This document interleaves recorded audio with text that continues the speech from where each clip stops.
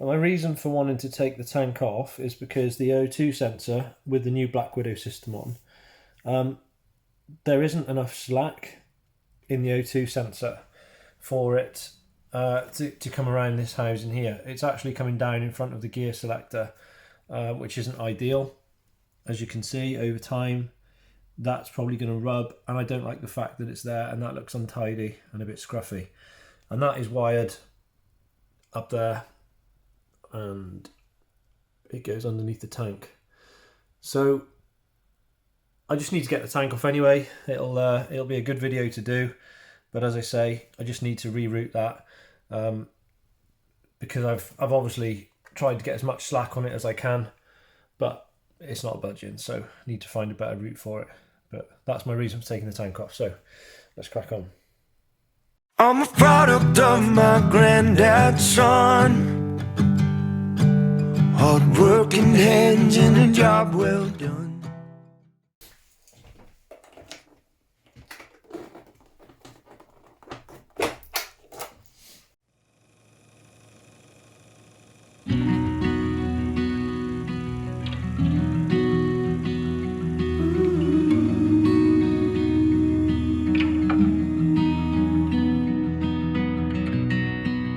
Time goes by,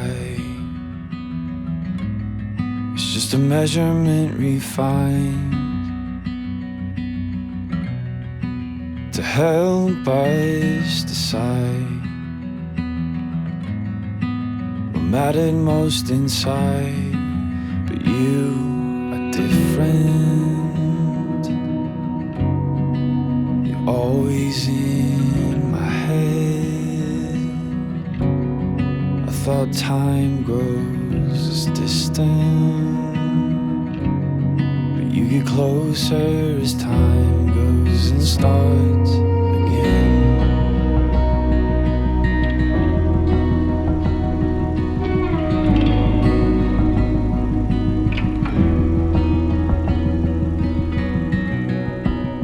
Breathe in slow. We don't always have to know it's coming around. Just listen to the sound of the longing. Okay, I've replaced the pivot bolt here, which I took out earlier.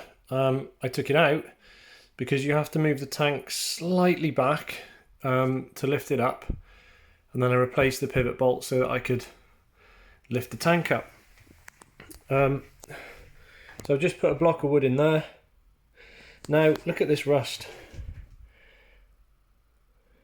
on there and on there, and then these bolts here. I think some of the paint and the finish on this is really poor. I mean, this is a 19 plate. This has never been out in the wet. Well, not since I've owned it. So, yeah, anyway, moving on. That's lifted up now, that's pivoted. Now, just be careful.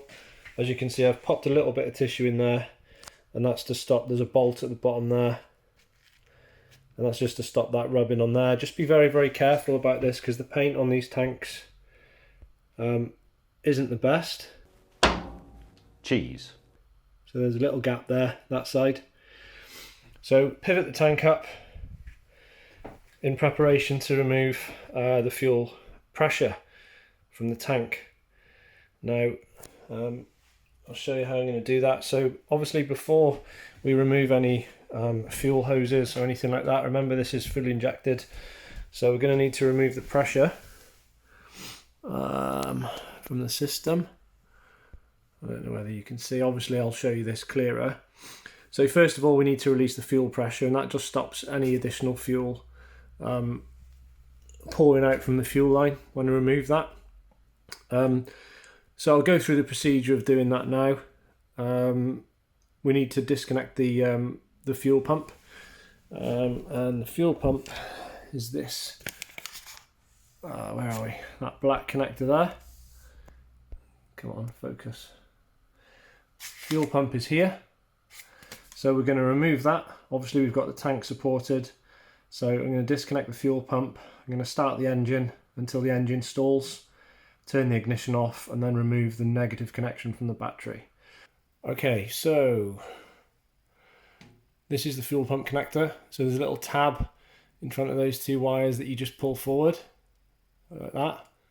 And as you pull it forward, you can just disconnect like that.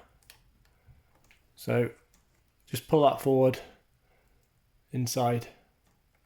I can't get the camera in there to show you, unfortunately, but so that's your fuel pump connector disconnected.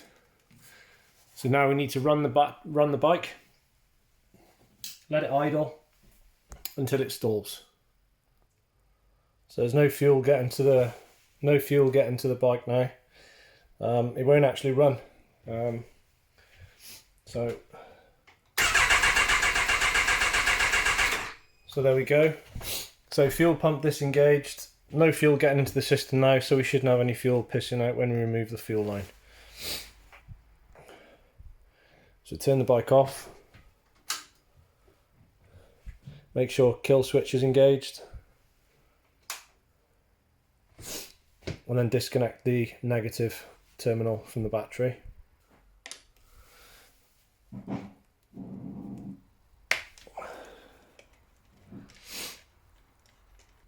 So there you go, negative disconnected. Yeah, incidentally, that's a JAS screwdriver, Japanese industry standard.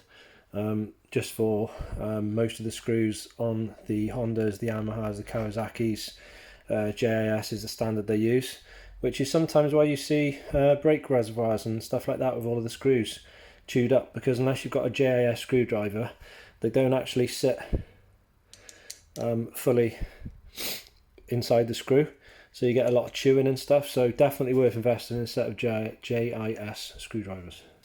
So back underneath here we now have the fuel reserve sensor, and that's a 3-pin into a 2-pin, I think. Was that 2-pin? No, it's a 2-pin as well.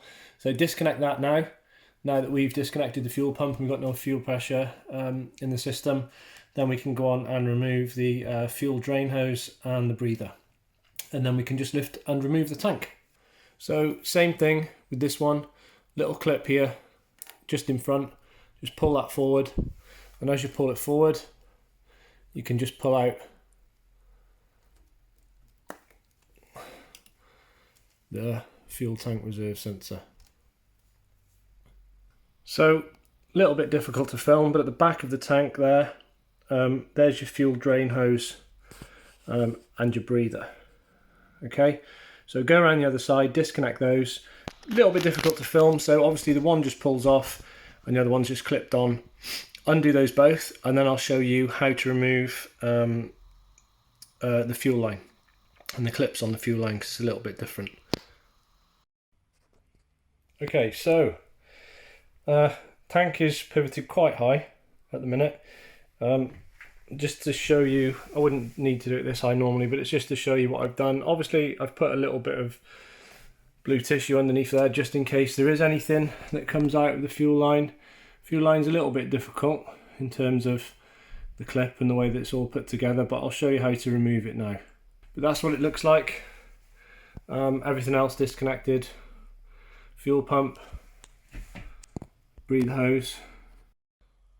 So with this clip here, you push the bottom part up. Sorry, that's a little bit difficult to see. That bottom part pushes up, and you pull it out, push it in, pull it all the way out. So hopefully there's enough light to show you this, but this part and this part here, basically they spring outwards to go above this lip here. So you have to gently push that to the side and that to the side, just as you're removing this fuel line. So as you can see, they have got a little lip to come over. So as I pull that down, it'll be the same to get it back on. Just pulling that down gently. You can see there, that's what they need to get over.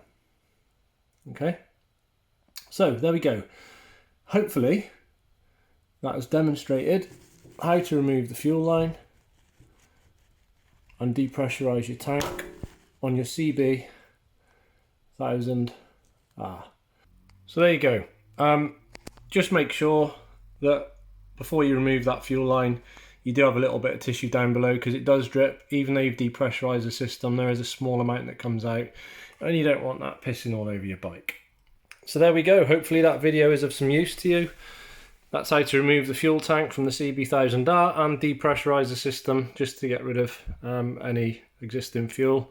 As I say, I did get a few drips coming out of there when I removed it, and they did drip down onto that, but it wasn't an excessive amount. So be careful when you're doing this as well, because these clips are really small and really delicate. And actually, to be fair, I think you actually, if you're going to be finicky, you should replace that clip.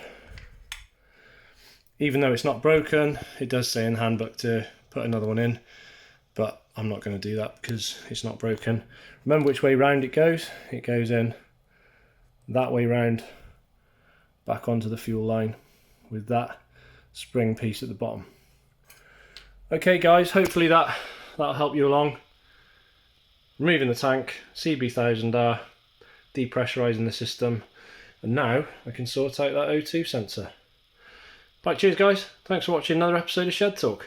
And just quickly, for those of you that are interested, the whole purpose of me wanting to remove the fuel tank, or not remove it, but I had to pivot it up anyway, so I thought, well, we may as well show you how to remove the tank on the CB1000R. As I said before, my reason for removing it was because this O2 sensor wire was running in front of the gear lever and actually across here.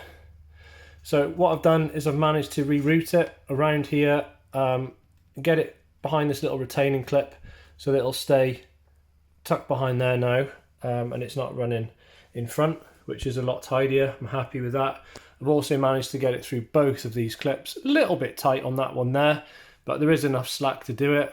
And you just follow that round to the top and you're looking here. So you need to disconnect it from here to get a bit of slack. You need to remove this cover, and in doing so you can free up the wire, and as I say, it runs down there behind. You can sort of manipulate it a little bit, just release it from there and release it from there initially, and then find the position for it, and yeah, it works well. So that was my reason for doing it. At least it's out of the way now. I'm much happier that it's tucked away there now. Well, I say tucked away, it's as far behind as I can get it, without interfering with this, and certainly without it running in front of here. So that looks okay. Much happier with that. But there you go, that's looking a lot better. Right guys, time to put it back together. Not going to do a video for that because that's self-explanatory, but just be careful with the little clip on the fuel tank. Obviously it's an idea to run the bike while the tank is up in that position, or well, once you've lowered it down a little bit, that's a little bit high to connect the fuel pump and the fuel tank reserve sensor and the breather hoses and things. So you need to lower it down as much as possible to get them connected, but still don't put everything back together. Run the bike and have a look at that fuel hose, just to check you've got no leaks. Okay.